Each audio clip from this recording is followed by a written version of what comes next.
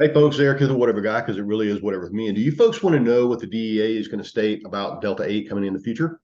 You guys stick around, man. I'll talk to you guys about that. As you guys know, man, my name's Eric. I am the whatever guy, and I usually shoot videos a couple days a week, basically keeping you guys updated in the world of Delta-8, Delta-9, Delta-10, hemp, cannabis, just what's going on around, man. And today, man, coming to you early in the morning from my kitchen, obviously sitting here drinking a cup of coffee, bullshitting around with my chick because she got off work this morning, but talking about this morning, I'm going to talk about the DEA, man, and what they're, and the coming forward of what's coming forward in this new September 2023 Farm Bill. So what I'm going to do, guys, is flip over to a couple of articles. One of them's over at Marijuana Moment. The other one is over at MJ Biz Daily. We're going to take a look at those articles. And one of the articles, let's flip over to it here. And basically, DEA considers ban on Delta-8 CBD and severe CBD restrictions. Now, this actually came out on June 15th, guys. I think we talked about this before, but I'm going to read a little bit of this so you guys can understand what's coming forward in the next article that I'm fixing to read. It says the U.S. Drug Enforcement Administration is proposing changes to the federal drug control laws that could effectively nearly ban all Delta-8 THC products currently on the market and significantly upend the country's $5 billion CBD industry, according to a presentation at a recent agency conference. Okay. Products containing Delta-8 THC and other cannabinoids derived from hemp legalized nationwide under the 2018 Farm Bill have proved enormously popular in states without regard to adult use cannabis. So too have products containing CBD, which can be converted into an intoxicating Delta-8 THC via a chemical process. So that's the argument, guys. For those of you that aren't aware, these products like Delta-8, the Delta-6s and stuff like that, all those products are relevant and can be found in a hemp or marijuana plant. But the problem is that they have to be extracted. And the issue is that like there is such a minute amount in each plant that it would be not cost effective for them to extract that natural cannabinoid. So what they've been doing is if they have been extracting the CBD and then converting that over to Delta-8. And what we're going to find in the next article is that DEA is going to start considering that to be an illegal synthesization. So as we move forward, the 2023 Farm Bill is moving forward, is actually being talked about right now in Congress. And it's supposed to come out in September.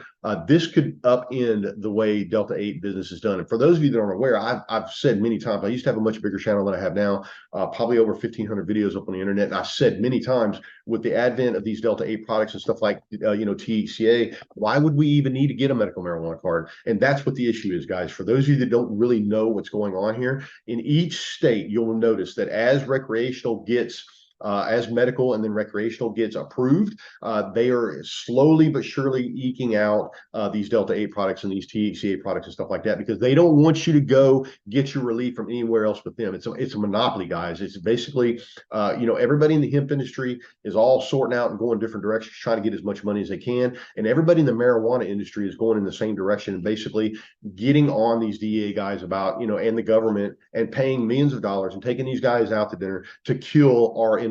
And if we don't get some sort of direction here, we're gonna end up getting killed in this whole process. Okay, so I will switch over here to the DEA. This next article, it says DEA considers Delta-8 THC products federally illegal when synthesized from CBD, officials say in a new revealed email. And this is what the argument is, guys. Like I said before, it's not cost effective for us to extract the minor amount of Delta-8 that would be in a hemp plant. There would be a lot of excess garbage left over, waste left over, because you would basically be, just extracting it for the Delta-8. But there's not enough Delta-8 in a hemp plant that you would have to have acres and acres and acres and acres. It just would not be cost effective for you to be able to extract the Delta-8 out of a hemp plant. So what they have been doing, like I said, guys, is they have been taking the CBD, extracting it, converting it over in a lab to Delta-8, and that is where the issue is. It says, if there were any lingering questions about the Drug Enforcement Agency's administration's position on the scheduling status of Delta-8 THC, an attorney recently dug up an email from a top official that makes it perfectly clear. When synthesized from legal CBD, the agency considers Delta-8 THC to be a prohibited controlled substance. The market for Delta-8 products has expanded rapidly in recent years following the federal legalization of hemp and its naturally extracted derivatives like CBD. The intoxicating cannabinoid is also at the center of several lawsuits challenging state policies that have banned its sale. Attorney Shane Pennington said in a post on his Substack on drugs on Friday that he was reviewing those lawsuits when he came across a 2021 letter from DEA and Chemical Evaluation Section Chief Terrence Booz that clarified the agency's interpretation of the existing statute. Arriving at Delta-8 THC by a chemical reaction starting from CBD makes the Delta-8 THC synthetic and therefore not exempted by the Agricultural Improvement Act, Booz wrote, referring to the 2018 Farm Bill, which federally legalized hemp. Any quantity of Delta-8 THC obtained by chemical means is a controlled substance. This isn't necessarily new information, though it's explained in plain language that could help clear up any remaining confusion about what is permitted and not permitted in the eyes of the DEA. At the agency's 2023 Supply and Train Conference in May, Booz similarly explained that synthetic cannabinoids are banned, and he said that the DEA is in the process of developing a final rule to formally clarify that policy, and they're at the recommendation of the U.S. Department of Health and Human Services. Booz also told a lawyer in February that the minor cannabinoids Delta-8 THC-O and Delta-9 THC-O are prohibited because they can only be synthetically produced, which we had that conversation before. All the O cannabinoids we have argued that they cannot be naturally derived from a hemp cannabis plant. So we understand that over at Bourne Hemp. And what we have done is we have eliminated the THC-O products from our lineup because we understand that it's not naturally derived, and we don't want a fully synthesized product on our shelves. It should be noted that the trace amounts of Delta-8 THC can naturally occur in cannabis, and so the cannabinoid would be legal if it's simply extracted from the plant. DEA confirmed as much in 2021, but products containing Delta-8 THC are being marketed typically come from a synthetic process. Now, here's the question, guys. The question is I'm not sure how the DEA would be able to walk into a building and pick up a Delta-8 product off the shelf and figure out that it was synthetically derived. But I would have to say that right now, 95% of all the Delta-8 products, or these minor cannabinoid products that are out there on the market, are not extracted from the plant. What's happening is they are correct. We are extracting the CBD, or somebody is extracting the CBD, and then converting that over to Delta-8 THC in a lab, and that is where the argument has started. And I would imagine that coming forward with the 2023 Farm Bill, that we're going to have some real legal battles and a lot of stuff coming forward. Also, in banning various drugs in the past, DEA has historically used statutory language that broadly prohibits derivatives and extracts.